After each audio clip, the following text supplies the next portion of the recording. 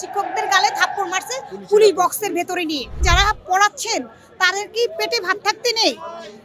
একজন নোবেল পেশার লোককে এত কষ্ট করতে হবে কেন? আমাদের দাবি হচ্ছে 20% বাড়ি ভাড়া বৃদ্ধি আর উৎসব ভাতা 75%। আমি বুঝি না, সব চাকরির ক্ষেত্রে 100% উৎসব ভাতা দিচ্ছে, শুধুমাত্র শিক্ষকদের এত বঞ্চিত করার কারণ কি? বৈষম্য বিরোধী আন্দোলনের সময় তো বৈষম্য দূর করার কথা ছিল, এখন এত বৈষম্য কিসের? একমাত্র স্মার্ট সিটি বসুন্ধরা, আধুনিকতায় এক ধাপ এগিয়ে। দেশের মধ্যে শুধু শিক্ষকদের সাথে, শুধু এমপিওভুক্ত শিক্ষকদের সাথে এই আচরণটা করা হচ্ছে এবং একবার না, এটা বারবার। 18 সাল থেকে 5% বৃদ্ধির জন্য, তারপরে প্রত্যেকটা জায়গায় পদে পদে আমাদেরকে কেন? আমরা কি এখানে যারা পড়াচ্ছেন তাদের কি পেটে ভাত থাকতে নেই?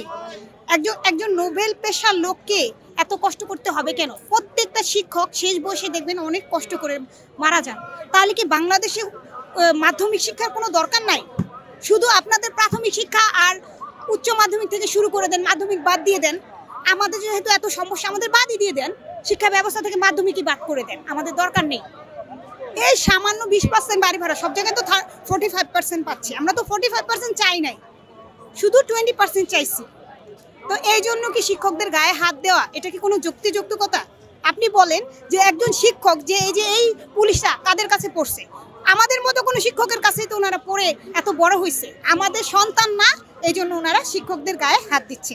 কারণ এরা অন্যের সন্তানকে খুশি হন শুধুমাত্র শিক্ষকরা, আর সেই সন্তানরা বড় হয়ে আমাদেরকে এই যে লাঠিপেটা করে, রাস্তায় অপমান অপদস্থ করে, সব জায়গায়। কেন এই বৈষম্য? কেন 2025 সালে এসে এখন এই বৈষম্য কেন? আমরা এই বৈষম্য চাই না। আমরা চাই মাধ্যমিক শিক্ষার সেক্টরটাও যাতে বাকি শিক্ষা সেক্টরের মতো এরকম স্বতঃস্ফূর্তভাবে এগিয়ে যেতে পারে, তাহলেই তো আপনারা নতুন প্রজন্ম ভালো শিক্ষা ব্যবস্থা পাবেন। একজন ভালো শিক্ষক না পাইলে আপনারা ভালো শিক্ষা ব্যবস্থা কিভাবে পাবেন? ভালো শিক্ষা কিভাবে পাবেন?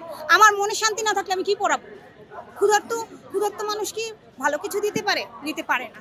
আপনার ঘরে অভাব থাকলে আপনি কখনো ভালো শিক্ষা আপনার মুখ দিয়ে আসবে না। ক্যামেরায় দেখা গেছে, এবং ওই যে ভাইটাকে গতকালকে আহত করা হয়েছে, উনি এখানে একজন আছে, এবং যাদের ধরছিল এবং টেনে নিয়ে গেছে, এগুলো তো প্রমাণ আছে। মাসুদ নামের কি যেন পুলিশটার নাম হচ্ছে মাসুদ, উনি যে মারছে বা টেনে নিয়ে গেছে, অপদস্থ করেছে, এগুলো তো দেখাই গেছে। হ্যাঁ, শিক্ষকদের গালে থাপ্পড় মারছে পুলিশ বক্সের ভেতরে নিয়ে, যাতে অন্যান্য জনসাধারণরা এই বিষয়টা না দেখতে পারে।